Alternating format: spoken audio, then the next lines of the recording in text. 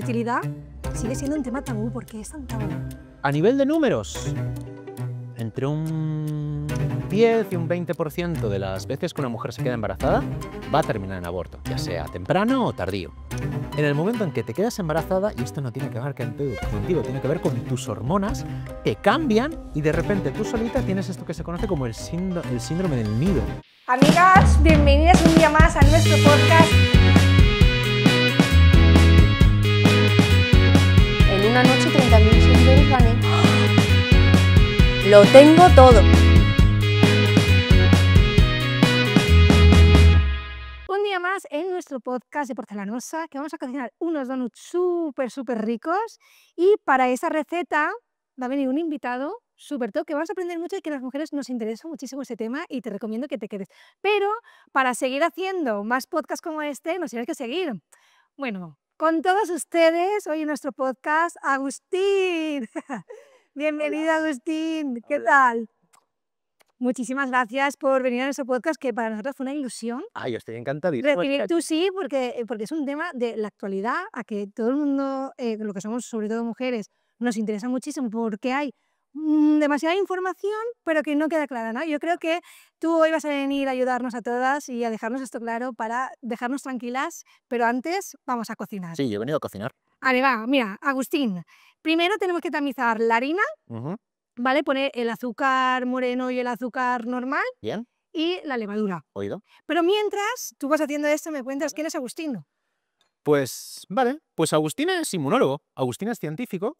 Lo que pasa es que yo siempre he sentido una, podríamos llamarla fascinación por lo que es la mujer. Es decir, a mí siempre me ha flipado absolutamente la capacidad que tienen las mujeres de crear vida, ¿no? Entonces a mí, desde la inmunología, desde que estudié biología, a mí eso siempre me ha molado. Pero hubo un momento cuando ya estaba estudiando mi doctorado, yo empecé a estudiar desarrollo embrionario. Y ahí en ese momento yo tuve la oportunidad de ver como células de al tuntún, simplemente un montón de bolitas, de repente empezaban a dividirse, una se iba para allá, y terminaba formando un bicho que estaba vivo, que respiraba, que latía, y eso a mí me flipa. Entonces, sinceramente, ¿cómo me voy a dedicar a cualquier otra cosa que no sea esto? Es que esto a mí me encanta. Bueno, pues tú realmente te dedicas a esto y también a la investigación. Sí, ahora mismo estoy trabajando en el Hospital de la Paz, estoy bueno, en el departamento de investigación, concretamente investigo el cáncer ovárico. Porque, a ver, voy a dejar algo perfectamente claro, es decir, el cáncer lo vamos a curar, pero primero tenemos que entenderlo lo suficiente como para poder ponerle nombre. Y eso a lo mejor tarda un poquito, pero lo vamos a conseguir. Y eso es lo que hago. Que me parece impresionante la capacidad que tienen los científicos, ¿no? De poder llevar a cabo todo esto y que llegar a un punto donde se pone solución, ¿no? Y que dais vida a las personas. La solución la terminamos poniendo siempre. El problema es que muchas veces no es la solución ni que nosotros esperamos ni que las pacientes esperan. Por eso también los científicos tenemos que tener la capacidad primero de comunicar lo que hacemos, porque si no podemos comunicar, ¿realmente lo estamos haciendo? Claro. Bueno, Agustín, tú realmente a lo que más tratas es la infertilidad. Es tu día a día, tu trabajo, a lo que te dedicas plenamente. ¿Y por qué la infertilidad? O sea, ¿qué es lo que te dio a pues, dedicarte al 100% y lleno a ello? Yo, como ya te comenté, yo estudiaba desarrollo embrionario. Yo estudiaba cómo se producen los embriones desde un punto de vista meramente científico. Yo estudiaba con un nemátodo, que es un gusanito. Pero en ese proceso yo me terminé encontrando en la situación en la cual yo me diagnostiqué a mí mismo la infertilidad. Yo tenía un microscopio súper ultimísima generación y no lo sabía utilizar. Entonces, claro, empecé a hacer pruebas con lo típico, ¿no? El moho que encuentras por aquí, un trocito de hoja, lo que sea, y un día se me ocurrió, oye, voy a ver mis propios espermatozoides. Y no veía nada. Empecé a mirar y al final me terminé con los recursos de la propia universidad, terminé diagnosticándome un tipo de infertilidad, que yo tengo una infertilidad que yo no produzco espermatozoides. Todo lo demás funciona maravillosamente, pero no produzco espermatozoides. Y habiendo estudiado desarrollo embrionario, habiendo estudiado cómo se forman los embriones y ahora habiéndome descubierto esto, yo nunca voy a querer perder mi vida científica, pero la he enfocado hacia el lado que a mí me interesa. Ostras, entonces tú no podrías tener hijos. Biológicos no. Porque el hombre sí que dicen que lo que es ser infértil puede ser revertible o no. Hay algunos que sí. La principal motivo por el cual los hombres es más revertible es porque tenemos demasiados millones. Es decir, en cada eyaculado hay, no sé, 300 millones de espermatozoides, con que uno suena bueno y ya está. Es las mujeres el problema. Porque las mujeres producís muy poquitos. En toda vuestra vida tenéis 400.000. Y cada ciclo producís unos 20, a veces 10, a veces 4. Ahí está el problema. Espermatozoides, siempre y cuando haya, algo se puede rescatar. Excepto casos como el mío, por ejemplo, que no hay nada. No hay nada. Ahí o hago células madre, cosas que todavía no hemos descubierto cómo se hacen, o no se puede. ¿He hecho esto aquí? Sí, eso ahí. Seguro que lo conseguirás, Agustín. Voy a precalentar el horno Vale. antes porque si no... A ver, yo creo que lo había dejado... Sí, lo había dejado precalentado, fenomenal. Que siga así. Y, Agustín, hablando de las mujeres, ¿cómo es el ciclo hormonal de una mujer? Pues no os voy a aburrir. Mira, hacemos una cosa. Tú me pones ahí o ahí un cronómetro a 60 segundos y te lo explico. Empezamos en el momento en que te viene la regla por primera vez. En ese momento tu cerebro va a empezar a producir una hormona que se llama hormona folículo-estimulante o folicular. Esta se va al ovario y le dice que venga, que se despierte, que empiece a fabricar folículos. A su vez el ovario va a empezar a producir estrógenos que se van al cerebro y le confirman que evidentemente se están construyendo folículos. Y ambas hormonas van subiendo. Hasta que llega un momento que los estrógenos le dicen al cerebro, basta, párate. Y entonces la hormona folicular para. Eso lo hacemos básicamente para que no foliculéis 40, 80, 90 folículos. En ese momento empiezan a bajar otra vez esos estrógenos, pero empieza a subir otra hormona que la llamamos la hormona lútea. En ese momento esta hormona lútea empieza a subir hasta que pega un pistoletazo, se va al ovario y desencadena la ovulación. Ahí se libera el óvulo, se fertiliza inmediatamente en estas primeras 24 horas en la trompa de falopio. Sigue bajando 1 día, 2 días, 3 días, 4 días, 5.º día, llega al útero, se implanta y está embarazado. Qué rápido todo, ¿no? ¿No sé cuándo he tardado?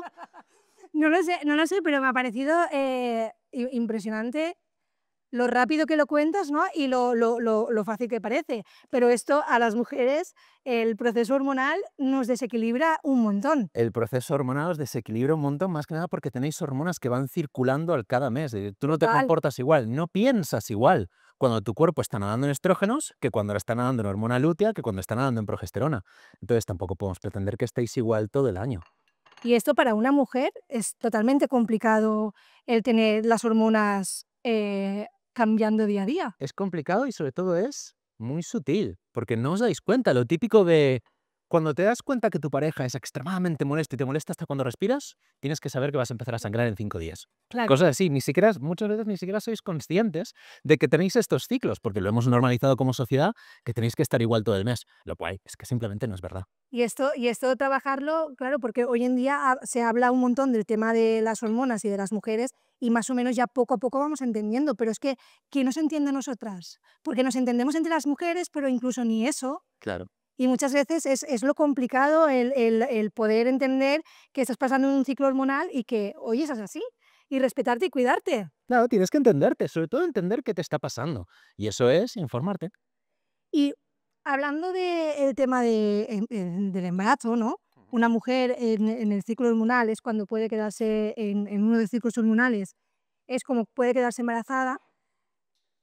Antes hablábamos que todos nacemos, bueno, lo primero que somos hembras, ¿no? ¿Se explica esto? Porque es un tema muy interesante. Nosotros cuando nos formamos como embriones, todos Sí. empezamos con una misma arquitectura que es la de mujer.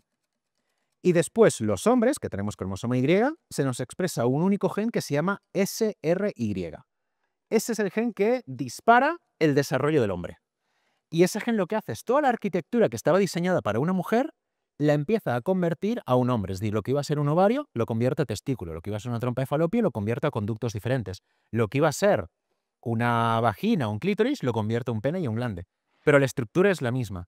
Y este proceso, esta testosterona, todos estos cambios, toda esta rearquitectura del cuerpo, obviamente es bastante peligrosa y, francamente, muchos embriones que iban a ser varones abortan espontáneamente, simplemente porque ellos quieren, porque la testosterona, este cambio, lo provoca. Entonces, para compensar esto, lo que ocurre es que no hacemos exactamente 50% hombres, 50% mujeres, sino que a nivel de embrión se generan ligeramente más hombres. De modo que, cuando ocurren estos abortos del embrión masculino, poco a poco los hombres van disminuyendo. Después, cuando nacemos, los hombres también, cuando llegamos a la pubertad, tenemos más problemas. Morimos también. De modo que cuando llegamos a la edad reproductiva, que biológicamente son 16, 18 años, estamos exactamente al 50%. ¡Ostras! ¿Y eso es porque los hombres mueren más jóvenes? ¿O? Sí. Porque morimos más tanto a nivel embrionario como a nivel de cuando nos llegamos a la adolescencia, como que también nos metemos en más problemas. Y eso eso es biológico. Sí, eso es completamente biológico. Esto ya ocurría cuando estábamos cazando ñus. O sea, eso no lo contamos nosotros porque estamos aquí y sino No, esto es un hecho completamente. Lo que sí no pasa en todas las especies. Algunas tienen otro tipo de proporciones, pero los seres humanos concretamente tenemos esta. ostras. Y en cuestión a la infertilidad, volviendo al tema de ser infértil, Ujú. em, ¿una persona puede tener síntomas de que es infértil o eso realmente o sea, te dicen eres infértil haciéndote pruebas? Eso es la gran problemática que tiene la infertilidad, porque Sí, cuando tienes, por ejemplo, una enfermedad celíaca, tú tienes una serie de síntomas. Cuando tienes problemas con la coagulación, tú tienes una serie de síntomas. sí, Pero los síntomas asociados a una infertilidad, la mayoría de veces no se detectan porque son tan moleculares, tan intrínsecos a tu propia biología, que tú puedes estar toda tu vida sin darte cuenta. Por ejemplo, una chica que sí, dice, no, es que yo tengo ahora 20 años, tengo unos ciclos, están un poco para allá, un ciclo me dura 35, otro me dura 21. Eso no tiene absolutamente nada que ver. Tú puedes ser perfectamente fértil, simplemente que tus ciclos pues no saben por dónde les viene el aire. Y tú puedes tener unos ciclos perfectamente naturales, pero por ejemplo no estar ovulando. Y eso es una gran problemática también de las tiras de ovulación, porque son una medida doblemente indirecta. Tú puedes pensar, ¿estoy ovulando? Sí, tienes la hormona, pero no hay nadie en casa. Entonces, por mucho que haya espermatozoides, por mucho que tengas relaciones, no te vas a quedar embarazada. Y eso la única forma de verlo es físicamente, mirando tus hormonas, mirando los ovocitos, mirando los espermatozoides, o sea, eso haciéndote pruebas. obviamente. Es decir, Y tú en tu casa es prácticamente imposible que te puedas diagnosticar una infertilidad. Yo mismo, yo tuve que recurrir a análisis hormonales, análisis de anticuerpos que pude comprar con los recursos de la universidad porque estudiaba allí. sí, Si no, ni muerto me hubiera dado cuenta. ¿y que son más infértiles los hombres o las mujeres? Prácticamente igual. Sí, Mm. El problema es que cuando un hombre es infértil, primero está asociado con más estigma. Es más difícil que lo diga. Y después, cuando una mujer es infértil, claramente es una tragedia, porque ¿cuándo se da cuenta una mujer que es infértil? Cuando no puede quedarse embarazada. claro. Y ahí es cuando saltan las alarmas y es más fácil detectarlo. Claro, y el tema este es complicado porque yo, bueno, yo lo hablo totalmente abierta porque es un tema que creo que no pasa nada, ¿no? Pero yo me hice pruebas y yo tenía de ovocitos y tenía un índice muy bajito para la edad que yo tengo 33, yo estaba en 0,5. Claro, ahí te entra una preocupación porque incluso el médico te dice, es que estás muy mal de ovocitos y dices, ostras, ¿y ahora qué? Porque cuánta gente nos encontramos así y dices, ¿qué nivel de vida llevas? ¿Qué estrés llevas? Dependiendo de eso te vas a quedar sin ovocitos y puede ser que llegues a los 36 y ya no tengas. Y tú como mujer decir, ahora no quiero ser madre, pero ¿y si en un tiempo quiero ser madre y no puedo porque me han dicho esto de los ovocitos que tengo 0,5 que no sé lo que es? Claro. Vamos a ponerlo desde este punto de vista. Que las cosas te salgan mal, es decir, Sí, no como estás esperando, te puede pasar con cualquier cosa, no solo con que tengas un embarazo. claro, Te puede pasar con una enfermedad autoinmune, te puede pasar con una enfermedad intestinal, te puede pasar con que un día desarrolles una alergia al cobre y de repente esos pendientes que siempre llevas de repente te empiezan a hacer alergia. No puedes predecirlo. Simplemente tienes que responder a las situaciones que te llegan. Si tú estás intentando quedarte embarazada y de repente te das cuenta de que no puedes, pues tienes que encontrar una solución a ello. y ya está. Ya Es que está, tampoco es está, como eso. tampoco es tan complicado, ¿no? Porque es como que da la sensación de que hablar de esos temas son como muy privados, que sí, que oye, que cada uno su vida puede hacer lo que sea, pero que no es ningún drama. No es- Y que hoy en día la ciencia avanza y nos puede ayudar en todo esto. Lo que pasa también es que veo que mucha gente intenta como decir, no, hay que normalizar la infertilidad. La infertilidad es una enfermedad. Si tú no puedes tener hijos, es una enfermedad. Claro. Y tú tienes derecho a no tener que compartirlo con nadie, a no normalizarlo, a contemplarlo como lo que es, que Ya. es una putada. No sé si esto me lo vais a cortar. A partir de ahí tú tienes que encontrar la forma de poder gestionarlo de forma que Claro, funcione para ti. claro. Significa que el tratamiento que le vamos a dar a una mujer no tiene por qué ser el mismo que te puede funcionar a ti. Ya no estoy hablando de nivel biológico, estoy hablando de nivel de lo que te funciona a ti como tu vida, tu proyecto de vida. ¿Y a partir de qué momento pues, sí se puede hablar de infertilidad? Eso está un poco abierto a interpretación, porque la versión oficial es después de 12 meses de mantener relaciones sin protección y no haber conseguido un embarazo. Pero francamente, si tú eres joven, todo está bien y pasa 3 o 4 meses y a ti te está afectando negativamente, coño, busca ayuda. Hazte una analítica de antimuleriana, hazte un seminograma, empieza a ver por dónde van los tiros. No te esperes al año porque lo dice un papel. Si tú tienes una ansiedad y quieres solucionarlo, ¿por qué tienes que esperarte? Claro. Y en esto, los médicos que ayudáis a ser fértiles, ¿no? A poder tener hijos, ayudáis también a las mujeres apoyo emocional, ¿no? Porque muchas veces es un tema muy frío, ¿no? Lo que te decía, y que también hay hospitales que el médico parece más comercial que médico. Y y yo te lo digo porque a mí me pasó, ¿no? Yo recibí un médico que me pareció más comercial que médico. O sea, yo tenía que salir de ahí sí o sí con los óvulos congelados. Y era como, ¿por qué voy a congelarme ahora óvulos con 33 años que tengo? Tengo 0,5, pues bueno, igual cuando vuelva ya no tengo, no lo sé, pero ya veremos. Pero no, tampoco me pongas esa presión. La medicina reproductiva, Hmm. al igual que cualquier otro sector de la sanidad, también está supeditado a la privatización y a hacer dinero. Sí. Y eso no tiene por qué ¿Me dice estar. aquí? Y eso no tiene por qué estar. ¡Ay, falta la canela! ¿Dónde estaba? La canelita. La canela y después lo que decía la privatización de que el sector de la reproducción asistida a nivel privado, porque Sí. recordemos que también es público, también está supeditado a la privatización en el sentido de que cualquier empresa puede ganar dinero con ello sin necesidad de ser completamente malo. O sea, y tú puedes ganar dinero con sanidad privada y estar cumpliendo el proyecto reproductivo de una persona. Y eso está extremadamente controlado y legalizado y no hay ninguna preocupación al respecto. Y como en cualquier otro sector, te puedes encontrar con un imbécil que te quiera sacar la pasta. Pero Claro. eso no tiene nada que ver con la reproducción asistida. Claro. Pero no tiene nada que ver, pero al final yo creo que la reproducción asistida es un tema muy particular porque hay gente que lo pasa realmente mal y yo creo que tiene que haber una parte empática, no puede ser algo tan comercial, pienso yo, pero bueno, que totalmente de acuerdo. Y luego yo te quería preguntar, enfermedades, virus como el SIBO o ser celíaco, ¿eso puede afectar a la fertilidad de una persona? Puede afectar, pero lo más habitual es que no afecte, porque en la reproducción asistida, es decir, los ovarios, los ovocitos, los Sí. espermatozoides, dentro de lo que es el cuerpo particularmente, están bastante separados de todo lo que puede estar ocurriendo. Tú puedes tener una enfermedad celíaca y ni tus ovocitos ni tu endometrio se ven absolutamente por aludidos. Y lo mismo pasa con los espermatozoides. Para empezar, el SIBO, a ver, hay unos test que te puedes hacer en casa, pero eso es bastante todavía sujeto a interpretación de la persona que te lo está leyendo, Sí. que no tiene por qué ser la verdad. Pero después, si tú tienes una enfermedad que te está afectando la reproducción asistida, eso se va a ver muy fácil. Otra cosa es que el estrés no afecta. Tú puedes estar pasando por el momento más estresante de tu vida, que la reproducción asistida no se va a dar por aludida, en la mayoría de casos. A menos que sea un estrés sostenido del tiempo, te estoy hablando de años. Sí. Años que estás con estrés, con ansiedad de dormir bien. Y sí, ahí tu reproducción asistida se va a ver resentida. Pero francamente, en el momento en que el estrés te afecta tu capacidad reproductiva, también te está afectando todo el cuerpo. Tu Claro. páncreas, tu hígado, tus intestinos, todo se está yendo al carajo. No es tu reproducción, es todo tu cuerpo. Y ahí la reproducción es la última de tus preocupaciones. Claro, porque en este caso se sabe de muchas personas que han estado en niveles de estrés a tope, han parado de trabajar porque o bien se han dejado el trabajo o cualquier cosa y luego se han quedado enseguida embarazadas. Ujú. No, eso es un cuento chino. Porque después están las que intentan quedarse embarazadas, de repente dicen, bueno, va, lo dejo. Se ponen a hacer su vida, se ponen a su trabajo, lo que sea, y nunca se quedan embarazadas. Y estas no van a salir por la tele diciendo, pues yo me relajé muchísimo y no me quedé embarazada.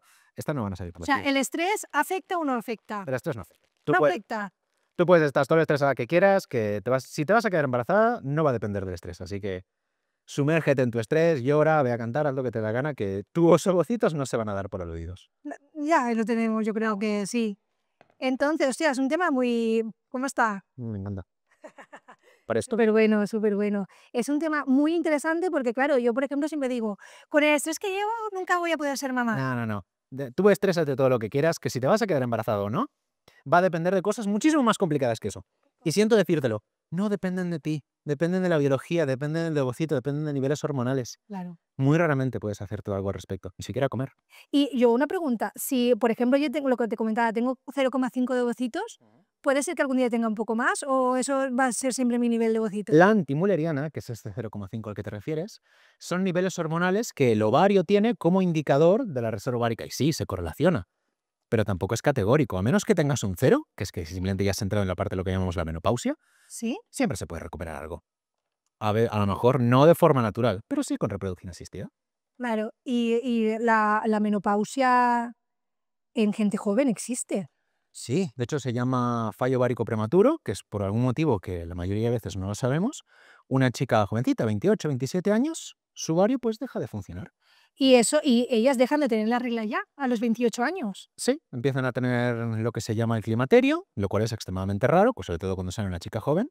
Lo que pasa es que en estos casos... ¿El climaterio? Climaterio es un termo médico que llamamos cuando estás entrando en menopausia. Sí, Es decir, la menopausia como tal te llega a los 40 y muchos, cosas así, que es cuando sí. definitivamente se acaba la regla. El climaterio es cuando ya empieza a bajar, lo cual empieza a los 40, 36 años o así. Vale, y una cosa, ¿tú puedes notar esto antes o de repente, pero la regla se te va de un día para otro? No, la regla se va siempre progresivamente. Lo que pasa es que se va mucho antes de lo que esperaríamos, es lo que ocurre con las chicas jóvenes. Pero esto es que no se puede ver, simplemente es que empiezas a tener menos reglas, empiezas a tener menos dolores, notas, por ejemplo, más sequedad, que en tus ciclos tienen cosas irregulares y eso... Lo bueno es que eso te hacen una analítica de sangre, te miran estas hormonas que comentaba antes, te miran Sí. estrógenos y eso se ve fácil. Y en el Ostras. momento en que se ve, se puede tratar. Entonces, realmente el tener menos dolores de regla puede ser algo preocupante. Porque yo, por ejemplo, si he tenido muchos dolores de regla y de repente dejo de tener eso, algo raro pasa aquí. No, el dolor precisamente no, porque el dolor primero que es algo terriblemente subjetivo, de lo que te ha pasado ese medio, Sí. que has comido y de cómo te has comportado. Eso es algo terriblemente subjetivo, tampoco te fíes tanto del dolor. Fíate más de cosas como fechas, que tus ciclos sistemáticamente se están alargando, o que, por ejemplo, notas más sequedad sostenida en el tiempo, más de 3, 4, 5 meses, cosas por el estilo. Tu ciclo significa tu regla que esté más días activa. Exacto. Y eso, como cada año tienes que hacerte una citología y, por favor, una mamografía, esto se lo dices al médico que te toca delante. Oye, hace 5 meses que mis reglas duran 35 días. Y el médico no 35 días una regla puede durar. puede dudar. Claro, eso es un indicativo que las cosas no están yendo bien. Tu médico le dices, no, que llevo 6 meses con una regla 35 días. El médico no es gilipollas. Sabe lo que hay, ¿no? Y ahí te puede decir, oye, jovencita, te va a pasar Exacto. esto. Y ya le Guau. dice, pues te voy a dar unas analíticas para ver cómo van las cosas. Pero ella sabe a dónde me va. Claro, claro, ya sabe más o menos lo que te está indicando. Exacto. Vamos a poner eso en el horno mientras, Claro. y así, a ver si tenemos Sí, una aquí bandejita. esto. Mira, te saco si quieres. A ver, por aquí. Vamos a ponerlo, mira, esto lo voy a tener que quitar antes, pero cosas del directo. Mira, siempre lo cuento, pero tú sabes una cosa muy buena de porcelanosa, que yo ahora en la encimera pongo esto súper caliente y no pasa nada, porque lo resiste todo. Qué guay. Yo me he cargado mesas así que... Pues, si tuvieras una porcelanosa, pues no te pasaría. A ver, mira, si quieres, lo ponemos aquí. Fenomenal. Perfecto. Y ahora, esto creo que serán unos 15-20 minutos, Súper. pienso yo. No, horneamos durante 13-14 minutos. Es dejar 14 descansar. minutos. Sí, dejar descansar durante 10 después. Es Ah, 13-14 minutos. pues 14 minutos.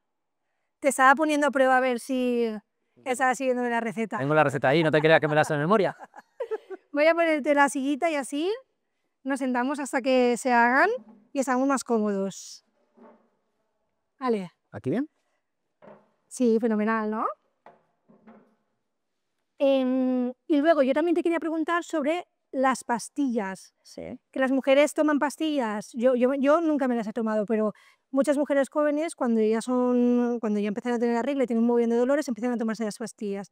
¿Esto puede afectar para ser madre o no? La pastilla anticonceptiva, para que cualquiera se pueda hacer una idea, lo que hace es engaña a tu cerebro y le hace pensar que estás con la menopausia.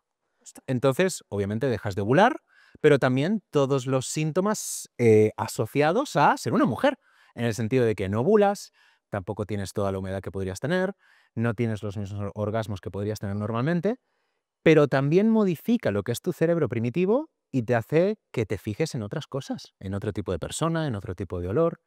Y, por ejemplo, algo no bastante habitual, pero sí que me he encontrado algunas veces, es chicas que están en un tratamiento de reproducción asistida, chicas que están buscando un embarazo con su pareja, dicen, vale, pues dejo las pastillas anticonceptivas.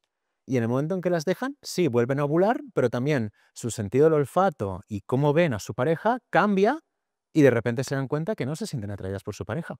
Y entonces estas mujeres tienen que elegir la tesitura de vuelvo a tomar la pastilla para poder estar con mi pareja o dejo de tomarlas y es que no me siento atraída por ella. Esto tampoco es habitual, pero sí que algunas veces pasa. Wow, me estoy quedando alucinada porque es que el cuerpo de la mujer es muy fuerte, ¿eh? Es muy fuerte de lo intuitivo que es, porque piensa que una mujer con la menopausia lo que quiere es rodearse de un hombre tranquilo, un hombre que no le dé problemas.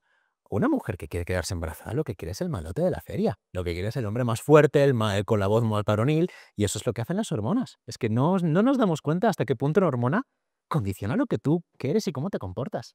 Totalmente. A mí me pasa, ¿eh? Porque yo soy en plazos de mi cuerpo, hay momentos en el que digo: "Guau, Carlos, lo amo, es mío", tal, y luego hay momentos que soy más patapló, pero no significa que no lo ame en plan locamente, pero sí que no tan feroz como tú dices. Y yo eso lo noto, yo creo que en general todas las mujeres nos pasará. Y los ovarios poliquísticos, que es un tema también muy común, ¿no? Que se habla que las mujeres que tienen los ovarios poliquísticos es más probable que no se puedan quedar embarazadas que las que no. Pero luego yo me encuentro con un montón de mujeres con ovarios poliquísticos que se quedan rápido. El ovario poliquístico tenemos que entender lo que es una etiqueta que le hemos puesto a lo mejor 40 tipos de enfermedades diferentes del ovario. Algunas de ellas son compatibles con un embarazo, algunas no, que son muy poquitas, la verdad. Es una mujer con un ovario poliquístico. Francamente, yo jamás en mi vida me he encontrado una mujer con un ovario poliquístico que no la podamos dejar embarazada. Lo que pasa es que el ovario poliquístico está bastante relacionado con un concepto que se llama la resistencia a la insulina, que es como esta diabetes, tal. Esto lo que termina haciendo es que esta mujer no consiga los niveles de glucosa y de hormonas en sangre suficientes como para finalmente ovular. Y es lo que pasaba antes, si una mujer no ovula, no se va a quedar embarazada. Pero una mujer con ovario poliquístico, si le damos las medicaciones correctas, o incluso en el 80% de los casos, ninguna medicación, simplemente cambios de estilo de vida y de ejercicio, se puede quedar embarazada de forma natural. Mira. No hace falta medicarte innecesariamente. Y también me ha pasado conocer gente que lleva un estilo de vida y de repente lo cambia en la alimentación, deporte y incluso personas que tenían pues con alguna celiaquía o SIBO, que cuando se trata, o sea, deja el cuerpo como mucho más libre y la capacidad de poder quedarse embarazada es mucho más fácil. Claro. Sí, eso es de cómo funciona el cuerpo, porque también piensa que los motivos que nosotros atribuimos a una infertilidad no tienen por qué ser lo real. Por ejemplo, esto pasa cuando una mujer lleva 2, 3 años buscando un embarazo y no lo consigue y lo típico de es que voy al médico y todas las pruebas están bien. No, no es que tú estás bien, es que lo que está mal no lo estamos detectando. Y si nos diéramos una idea de lo extremadamente jodido que es quedarte embarazada, no haríamos caso a las pruebas en el sentido es que puede ser algo extremadamente tonto, pero que no podemos ver. Algo tan simple como, por ejemplo, que el óvulo sale y la cáscara en la que viene es 2 dedos más gruesa de lo que debería. Con eso no te vas a quedar embarazada por mucho que todas tus pruebas estén bien. Y eso pasa. ¿Y eso no se puede hacer una prueba de eso? Se puede hacer con una fecundación in vitro, se sacan los ovocitos y cuando lo vemos debajo del microscopio decimos, ¡ah! Aquí lo he encontrado. Y en ese momento se soluciona. Pero hasta que no lo identificamos, hasta que no le ponemos nombre, estamos a ciegas, estamos en ascuas. Y en ese momento es cuando salen todas las ansiedades de, es que lo tengo todo bien. No, es que lo que tienes mal no lo hemos detectado. Y a lo mejor no lo detectamos nunca, porque la reproducción asistida es como cualquier otra ciencia, no lo sabemos todo. Me está encantando y yo creo que vamos a ayudar un montón con toda esa información porque es un mundo totalmente desconocido. Y la infertilidad sigue siendo un tema tabú. ¿Por qué es tan tabú? Porque realmente estás tocando lo más precioso que tiene una persona, que es la capacidad de crear vida. Y ya no entramos en esto de es que a las mujeres se nos espera que tengamos hijos. No, es decir, tú en tu vida tú lo que quieres es vivir tranquilo, tener tu casa, tener tu trabajo, tener tu seguridad financiera, tener tu seguridad jurídica, saber que no te va a pasar nada, estar con la persona que quieres y crear un proyecto de vida con esa persona. Que en algún momento venga alguien y te diga, no, es que esta parte de tu vida no la vas a poder tener. Imagínate que viene alguien y te dice, no, es que tú jamás en tu vida vas a poder tener una casa. Reaccionaríamos exactamente igual.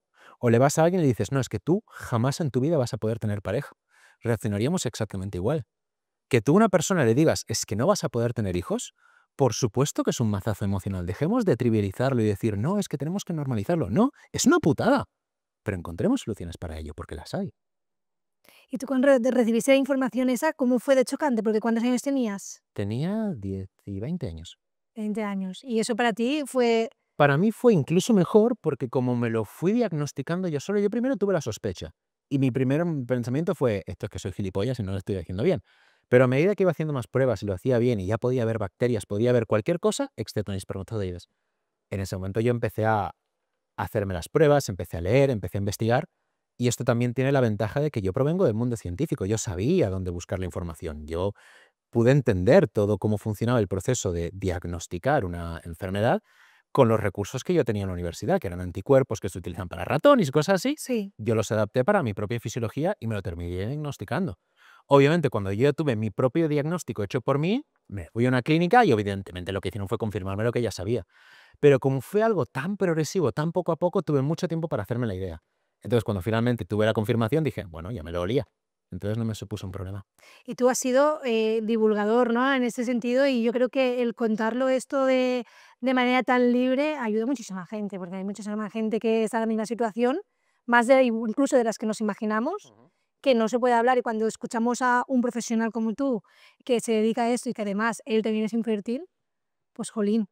Eso es sobre todo en el sentido de que la infertilidad es algo tremendamente habitual, le pasa a muchísima gente y no tienen por qué decirlo. Del mismo modo que tú puedes tener unas hemorroides y pensar, soy la única persona del mundo que las tiene. No, hay muchísimas más que las tienen.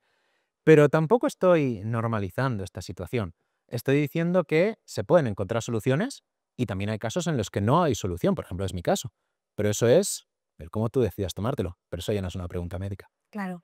Y la mujer sí que no es revertible, pero en un hombre sí.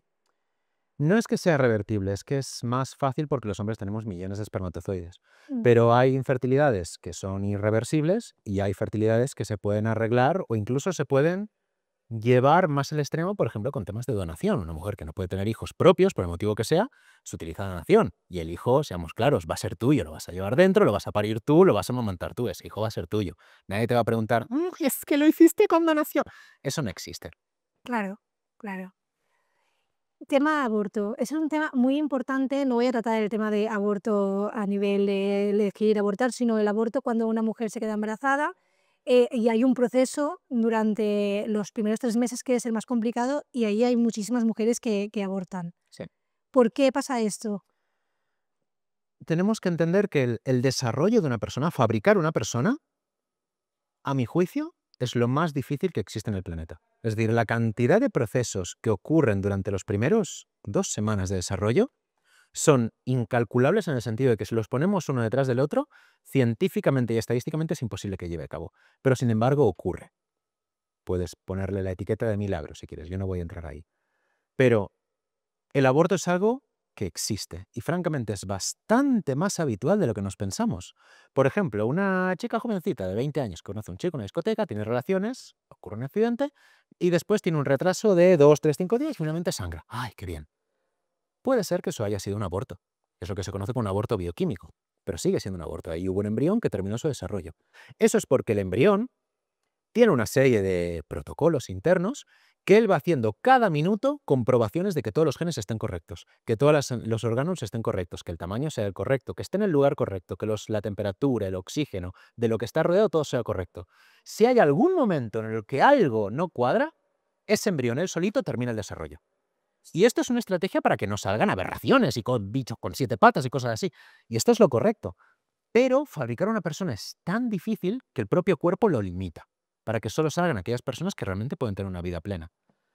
A nivel de números, entre un 10 y un 20% de las veces que una mujer se queda embarazada va a terminar en aborto, ya sea temprano o tardío. Lo más habitual es abortar en las primeras semanas, sobre todo en la semana 6 o por ahí, porque es cuando se forma lo que es la columna vertebral y el cerebro del embrión, que es la parte más complicada, es lo que forma a la persona. Entonces, en ese momento hay tantos checkpoints, tantos controles de autopista, que cualquier momento que algo va a llamar, el embrión va a abortar.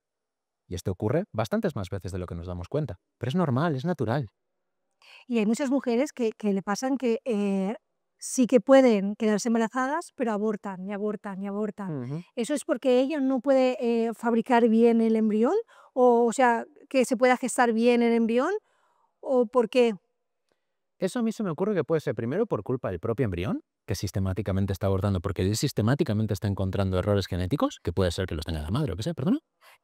Sí, pero eso sería o sea, porque hay personas mujeres que yo conozco que van abortando, o sea, cada vez que se quedan embarazadas, abortan. Sí. O sea, es porque todos los embriones que tienen no están bien, o sea, Puede sería ser. del hombre. Puede ser del hombre, puede ser de ella misma, puede ser genético. Pero también puede ser esta otra parte que es, llamémoslo el horno, el útero que lo está acogiendo, pues que tenga problemas. Por ejemplo, pueden ser problemas de coagulación, que el embrión intenta crecer, pero no le llega la suficiente sangre, no tiene oxígeno, aborta. Puede ser que esté creciendo, pero el útero sea muy rígido porque tiene muchos miomas. No tiene lugar para crecer, aborta. Puede ser que, por loterías de la vida, el sistema inmune de la madre interprete a ese embrión como un parásito. Vaya, lo ataque y aborte. Y esto es estudiarlo, porque cada uno de esos tiene su propia etiqueta y sus propios síntomas que se pueden identificar. En el momento en que sabemos cuál es, en el momento que le ponemos nombre a ese aborto, en el 90% de los casos se puede solucionar. O sea, que realmente una mujer que aborta también se le puede ayudar. Ya no es solamente podéis ayudar en el proceso de quedarse embarazada, sino también durante el proceso de embarazo, ¿no? Acompañarla durante esos 9 meses para que no aborte. Por supuesto, y de hecho la parte de los abortos, de que tú sistemáticamente estás abortando, eso es lo que tenemos mucho más estudiado y conocemos mucho mejor, porque también es que la ginecología femenina, dentro de lo que es la medicina, es la más facilita de todas, la más sencillita. Entonces, si una mujer está abortando, lo que es el útero, el sistema inmune, los miomas, lo tenemos extremadamente mamado. Entonces, a la mínima que detectamos, se puede curar. El problema viene antes, es en la concepción, en la fabricación de ese embrión, porque ahí influyen tantísimos factores que no sabemos cuáles son, que ahí sí que es más difícil atacar. Pero lo que es el útero, lo que es el horno, eso es relativamente sencillo. ¿Y cómo se le podría ayudar a una mujer, por ejemplo, que siempre está teniendo abortos? Esto es un médico que te mire lo que se conoce como el protocolo de abortos de repetición, que es toda una batería de pruebas que te miran a ver por dónde van los tiros. Pueden ser Ajá. años, ¿no? O tampoco Esas tanto. pruebas tardan 3 meses a lo mejor en hacértelas todas. Así. Y claro, depende qué valores y combinación de esos, y ahí entra la propia profesionalidad del clínico que te está mirando. Pero en el momento en que, si todo sale bien, tenemos una respuesta. Y si algo más sale mal, tenemos una respuesta. Independientemente de lo que pase, con ese estudio podemos encontrar cuál es la causa. ¿Y los abortos que son cuando ya está el niño 6 meses o 7 meses? ¿Sí? ¿Esos abortos por qué se provocan?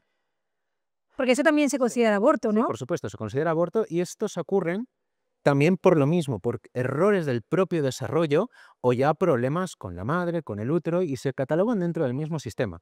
Lo que ocurre es que como ya es mucho más grande, ya el propio embrión, el propio bebé, el propio feto ya tiene órganos, ya le podemos hacer pruebas a él, podemos hacer pruebas genéticas. Es mucho más, no diré fácil, pero sí que diré más trivial poder estudiar ese tipo de abortos.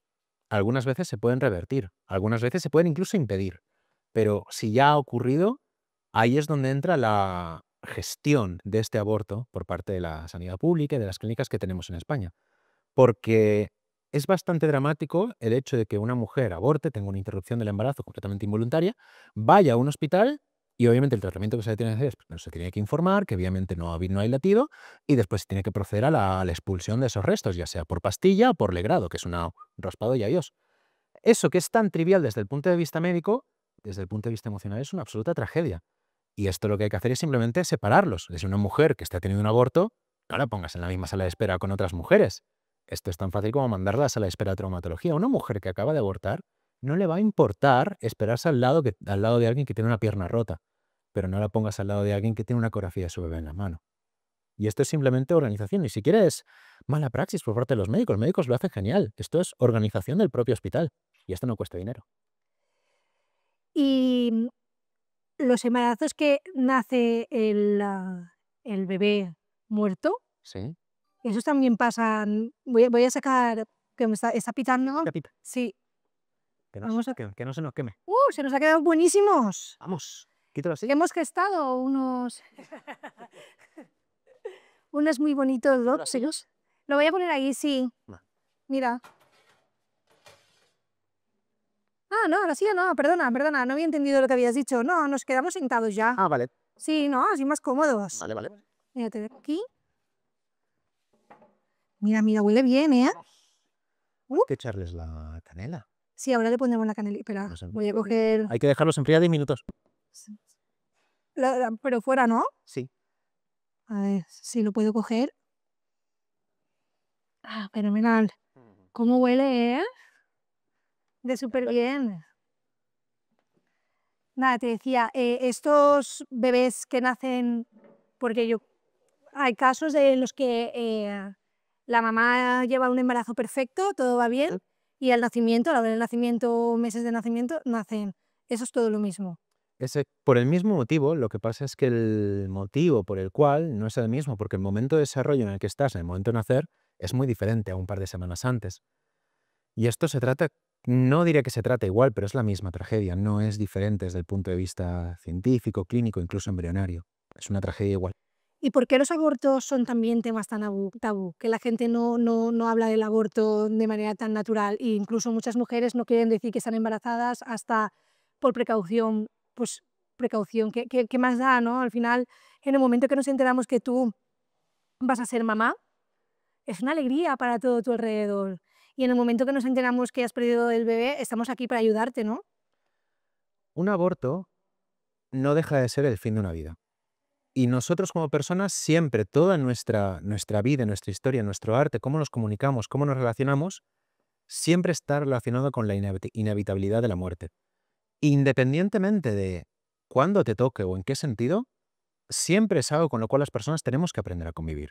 Porque se muere la gente a nuestro alrededor, se mueren nuestros padres, se mueren nuestros hijos, se mueren nuestros familiares. Que muere un hijo es algo que sinceramente no tiene que pasar nunca. Ningún padre jamás debería tener que enterrar a sus hijos.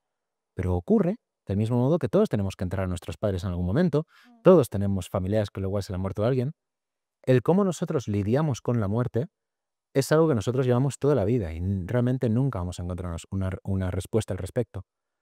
Pero que se te muere un hijo es particularmente dramático porque es algo que no se supone que tiene que pasar. Y por eso crees tú que es el tema tabú, ¿no? Sí.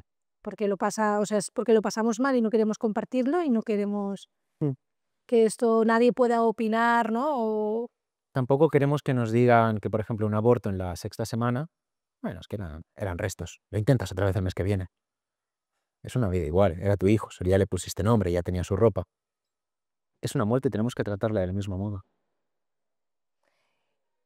El tema de embarazos actuales. Se habla de que cada vez las mujeres queremos menos ser madre y cada vez somos más anti tener hijos. Este tema es muy opinión personal, ¿no? ¿Tú qué crees en preferencia de esto?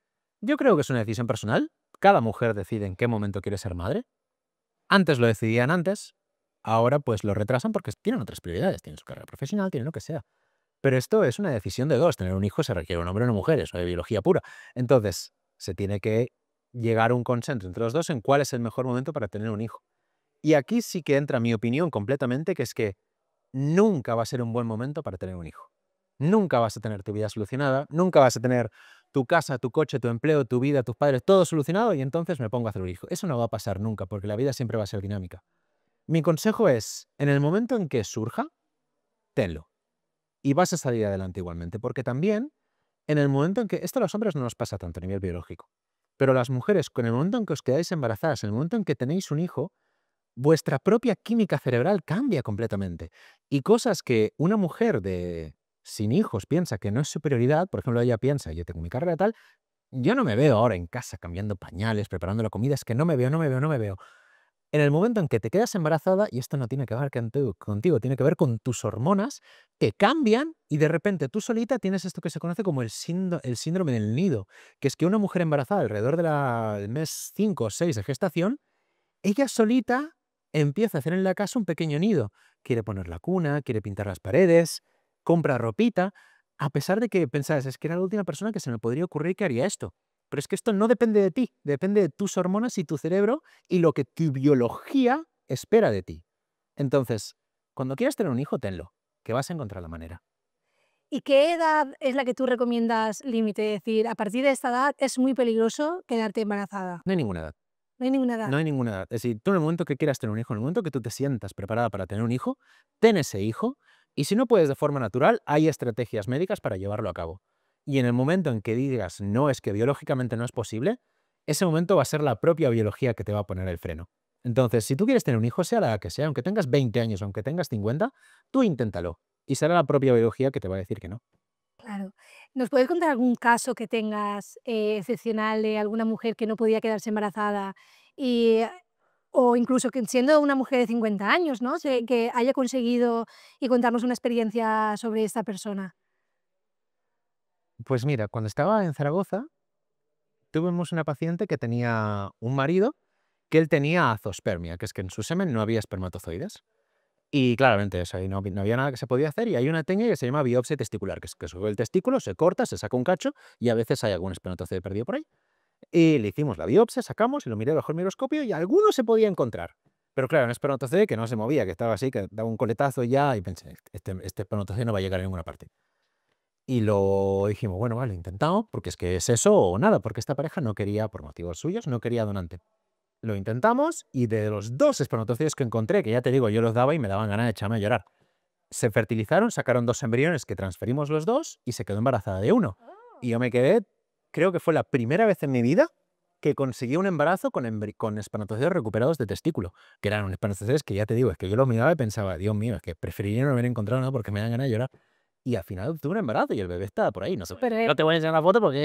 Está vivito y coleante, ¿no? Exacto. Oye, qué bien, ¿no? Y esas historias, porque son historias con finales felices, también tienen unas historias con finales tristes, supongo, pero esas historias con finales felices a ti te tienen que dar un chute de motivación y energía y alegría y de querer seguir haciendo lo tuyo, ¿no? Porque es como, jolín, es que yo estoy al lado de la mujer, estoy al lado de la ciencia, ayudando a que esto pueda ir adelante, ¿no? ¿Cómo te sientes tú como médico haciendo esto? A mí lo que me gusta, particularmente en el mundo de lo que es la reproducción asistida, es de que me brinda la capacidad de ver lo más primario del ser humano. Y el hecho de que esté acompañado de toda una mujer, de una pareja, de un proyecto de vida, para mí es complementario. A mí lo que me interesa es la parte básica, la parte de la creación de la vida. Y el hecho de que haya mujeres que por algún motivo médico no puedan conseguirlo, y para mí investigarlo, descubrirlo como si fuera incluso un cluedo, para poder conseguir el puzzle perfecto para que se pueda llevar a cabo ese embarazo, a mí eso es lo que me gusta. Es que es muy fuerte porque el cuerpo de la mujer es un alien. Es que yo siento una fascinación por ello.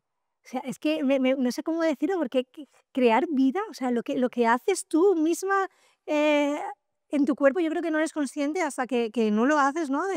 Yo no lo he hecho y de momento no tengo planes, pero claro, amigas y gente de mi alrededor que lo que ahora es en ese momento, yo estoy alucinando. Es como que me acaba de abrir la mente y decir, wow, sí, se habla, ¿no? Somos madres, las mujeres pues, tenemos la capacidad de reproducir, pero hasta que no lo tienes tan cerca, no eres consciente de la barbaridad que es esto. Que es extremadamente difícil, pero sobre todo es bonito porque las mujeres que estáis buscando embarazo lo veis por ecografía, lo veis por el latido, pero yo lo estudié a un nivel mucho más básico. Yo lo miré debajo de un microscopio cómo las células se iban moviendo. Y de hecho a mí yo iba para una carrera completamente diferente. Yo iba para dedicarme a enfermedades infecciosas porque allá para 2017 yo me olía que iba a venir una pandemia y tal, pero bueno, al final quedó en nada y me dediqué a reproducción asistida. Pero yo tenía embriones que los metía debajo del microscopio y simplemente los miraba cómo se dividían, porque yo estaba intentando averiguar cómo se organizaban los órganos dentro del cuerpo, por qué había el corazón de este lado, por qué el hígado de este otro, y nadie tenía ni idea de por qué era eso. Esa fue investigación de doctorado. Y como nadie tenía ni idea, pues lo que hice fue coger un embrión, meterlo en una placa y mirarlo cómo se dividía en una pantalla de estas gigantes. Y yo me pasé, no sé, a lo mejor un mes entero viviendo prácticamente en el laboratorio, simplemente mirando cómo el embrión se dividía. Y de tantas horas que me pasé ahí, es extremadamente complicado en el sentido de que 2 células se forman, se giran. Esta se va para allí y muere. Esta se queda aquí. Saca una celulita más pequeña que se va aquí y cambia y se convierte en una neurona. Esta neurona se empieza a estirar y empieza a crear ramificaciones. Esta de aquí se divide, crea... Es algo tan extremadamente complejo que yo sentía una fascinación absoluta por ello. Y en ese momento, obviamente, mandé a tomar por culo las enfermedades infecciosas y me dediqué a lo que me gusta, que es la embriología. ¿Y el embrión realmente? O sea, ¿cómo lo tuviste en la pantalla esta investigándolo? Tan fácil como que lo puse en una placa, lo puse en un microscopio, que no es como el típico microscopio que está así, sino que está al revés, de modo que puedo tenerlo invertido.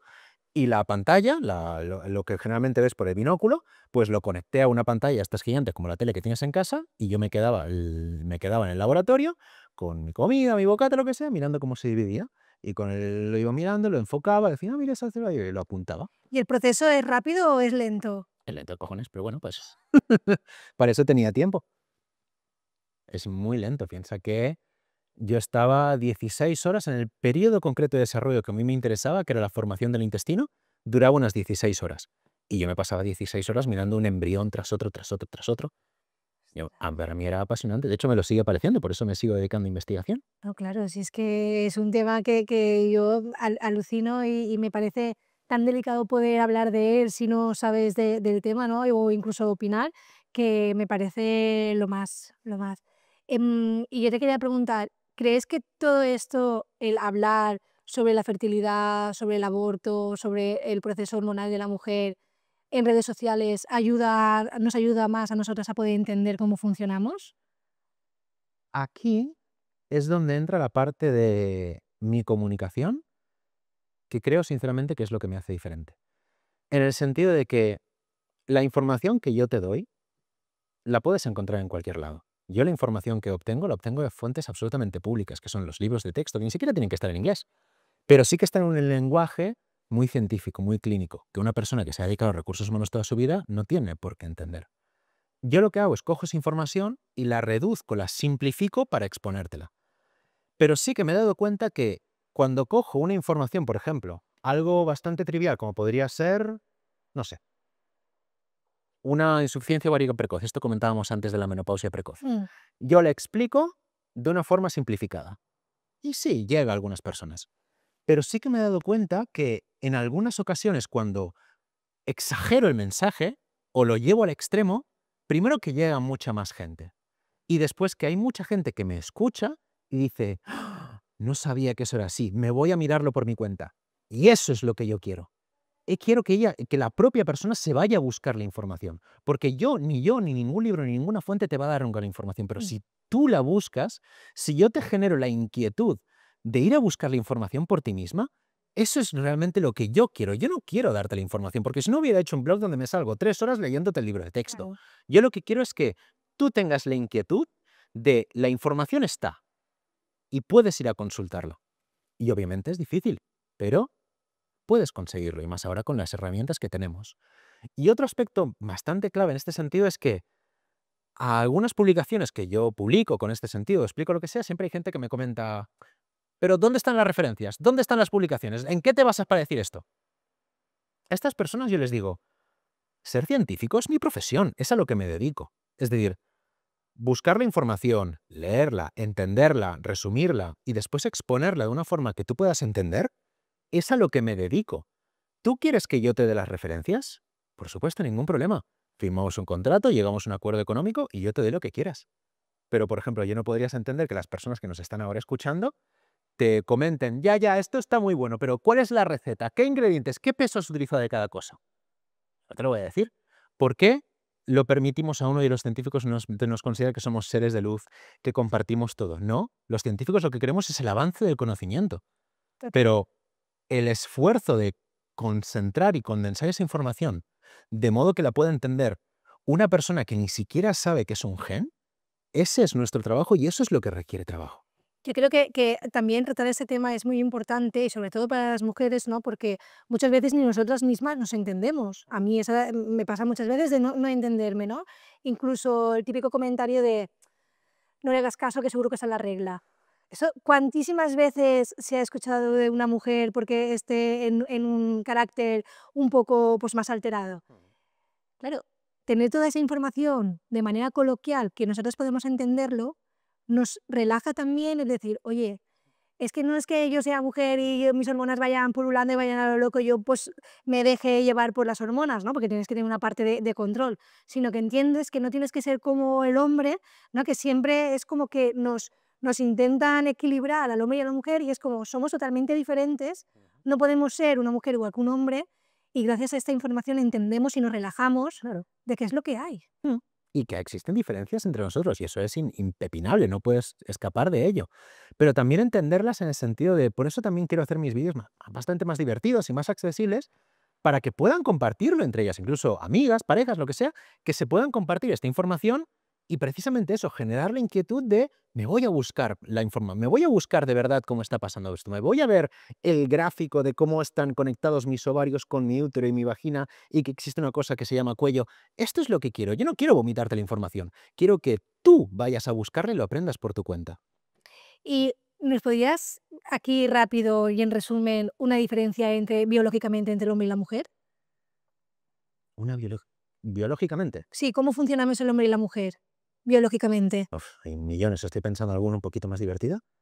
Ah, se me ocurre el tema de los colores, pero eso ya está muy hablado. Se me ocurre el tema del tacto, no, eso no es divertido. El tema de las uñas tampoco, el tema de los dientes, el tema de la vista. Ah, sí, la vista. Esto sí que es interesante. Nosotros, los ojos son cerebro, que eso es algo que no se suele entender mucho. Se piensa que los ojos es un órgano aparte, ¿no? Los órganos forman parte del cerebro, están físicamente conectados al cerebro.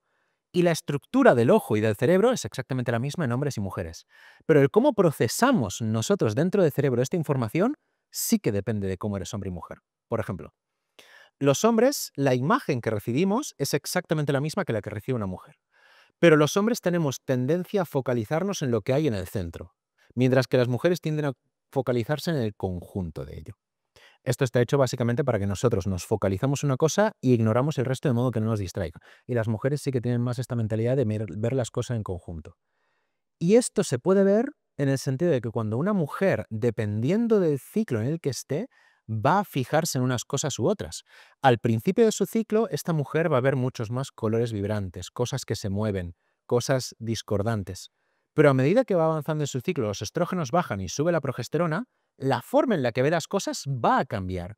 Por eso también tú te das cuenta de que cuando estás en determinadas partes de tu ciclo, hay cosas que de repente dices, esa planta, ¿por qué está ahí? Me molesta. Antes no te molestaba, te molesta ahora por tus hormonas, porque tú estás viendo las cosas de forma diferente. Y esto hay algunos hombres que toda la vida la imagen que nosotros vemos la hemos visto completamente especular. Y como siempre lo hemos visto así, no nos damos cuenta. Pero hay algún momento en el cual, por ejemplo, tenemos una hormona que se desbalancea, un accidente, cualquier cosa, y de repente cambia la vista. Y eso es algo que pasa y de repente todo tu cerebro se descoloca. Y eso es cómo funciona, cómo un mismo cerebro, ya sea de hombre o de mujer, coge una misma imagen y la convierte en algo diferente. Y esto exactamente lo mismo pasa con los olores. Los hombres nos sentimos atraídos por el olor de una mujer y viceversa. Y, por ejemplo, esto pasa con las personas homosexuales, que la química de su cerebro hace que se sientan atraídos a los mismos olores que se sienten atraídas las mujeres que se sienten atraídas por hombres. Entonces, la homosexualidad también, obviamente, es una elección personal, pero también tiene una base fisiológica. Y estas cosas, que no tienen por qué ser, tú puedes sentirte atraído por una persona, pero tener una relación con otra, esto a ti te afecta. El problema es que esto es tan difícil de verlo porque yo no puedo abrirle a alguien la cabeza y mirar las neuronas. Puedo hacer análisis con electroencefalograma y cosas por el estilo, pero es bastante más complicado. Guau, has abierto aquí un melón Sí, que claro, que podéis estar hablando. quedaría para otro podcast totalmente. Yo, por mi parte, la entrevista la he terminado, pero eso no lo tenemos que comer. Yo tengo que... Y me quedan solamente que 4 preguntas Vale, muy comprometidas por supuesto. que las vamos a hacer mientras nos comemos los donuts. Venga. A ver, vamos a sacarlos. Mira qué bueno, qué tiernecitos. Qué bien huelen. Huelen súper, súper bien, ¿eh? Anda. ¿Me puedo llevar alguno, no? Hombre, claro, todos son para ti. Vamos. Todos son para ti. Es que yo he venido a esto. Yo no he venido a hablar de reproducción. Yo he venido con una... Ya, te hemos pillado, te hemos ¿Cómo? pillado. Sí, sí, sí, sí. Sacamos unos cuantos. Bueno, sacamos 2. ¿Solo por arriba o por el costado también? Cuanto más azúcar, más dulce. Vale. En valenciano decimos, cuanto más sucre, más dulce. O sea que, me voy a cargar. Sí, yo también me la estoy cargando por aquí. Ahí. Este. Vamos a zamparnos uno y luego hacemos los otros fuera de cámara. Pero ahora, para hacer esas preguntas, necesito un buen dulce. Vale. Mira, ya que yo no lo haces.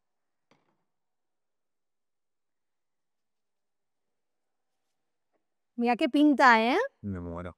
Y huelen súper bien. Vamos a hacer un brindis. ¿Brindis? Me flipa. Es muy bueno, ¿eh? Yo nací para esto. Vale, Cuéntame. 4 preguntas. ¿Cuál es el tema que más te cuesta hablar? Pues voy a decir que lo que más me cuesta es hablar. Porque yo cuando tenía 15, 16 años, yo tenía pánico escénico. Yo era absolutamente incapaz de salir delante de la clase y hacer la exposición de lo que sea. No podía.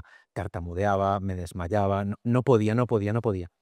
pero como era consciente de que tenía eso, pues poco a poco me fui forzando, fui hablando primero con compañeros, después con tal, después empecé a salir. Después mis primeros vídeos, a mí me temblaban las manos. Lo que pasa, por eso os fijáis que yo mis vídeos siempre suelo hacer mucho así. ¿Por qué? Porque todavía tengo el tic de que me tiemblan las manos cuando voy a hablar en público. Y de forzarme, pues bueno, aquí estoy ahora. Pues mira, muy bien. O sea, el tema que más te cuesta hablar es hablar. Y me forcé hasta que lo pude conseguir. ¿Y cuál es tu sueño por cumplir? Mi sueño por cumplir,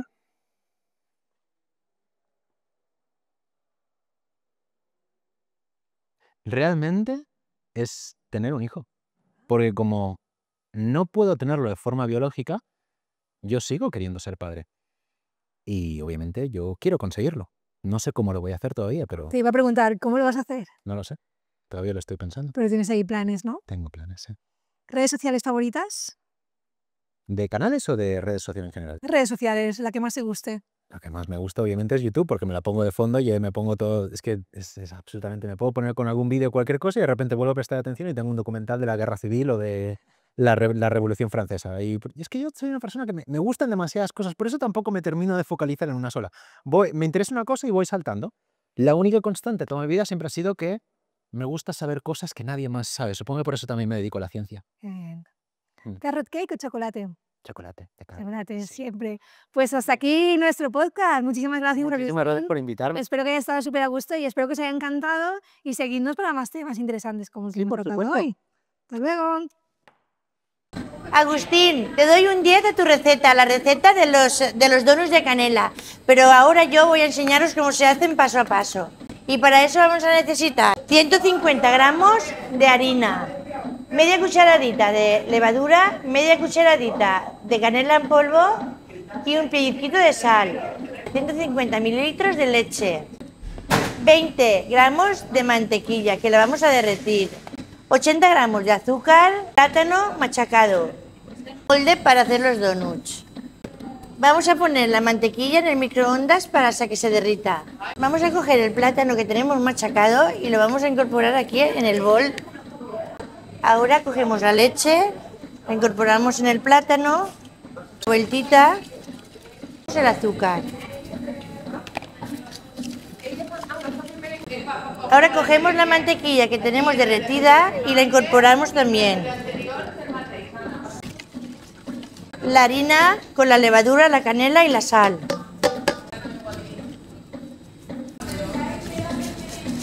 Y se tiene que quedar así.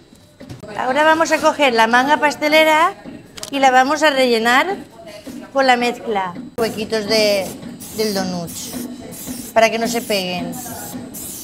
Y vamos a poner ya la masa en los moldes.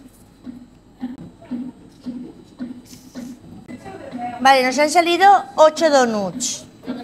Y ahora nos vamos a llevarlo al horno. Tendremos 14 minutos a 180. Los vamos a sacar y los vamos a dejar así en una rejilla para que se enfríen. Cuando ya los tengamos fríos, los vamos a rebozar. Y para eso necesitamos 20 gramos de margarina, 80 gramos de azúcar y una cucharadita de canela. Aquí tenemos la margarina derretida. Y ahora vamos a coger los donuts y los vamos a pintar. Los vamos a rebozar. Esto quedaría así. Ahora vamos a probarlo.